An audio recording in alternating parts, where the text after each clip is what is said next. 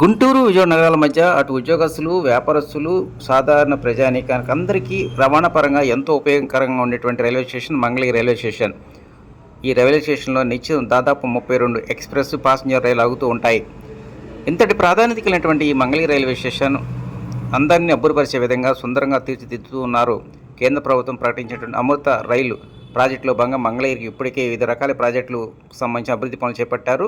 Railway platform పెంపుదల, అదేవిధంగా పడమర వైపున బుకింగ్ కౌంటర్తో పాటు మరీ ముఖ్యంగా రైల్వే స్టేషన్ ముందు అందరిని ఆకట్టుకునే విధంగా సుందరీకరణ చేస్తూ ఉన్నారు. కొద్ది కాలంలోనే ఈ పనులు పూర్తయితే అటు విజయవాడ, గుంటూరు రైల్వే స్టేషన్ తర్వాత ఎంతో సుందరంగా తీర్చిదిద్దేటువంటి మంగళగిరి రైల్వే స్టేషన్గా పేరు సాధించనున్నది.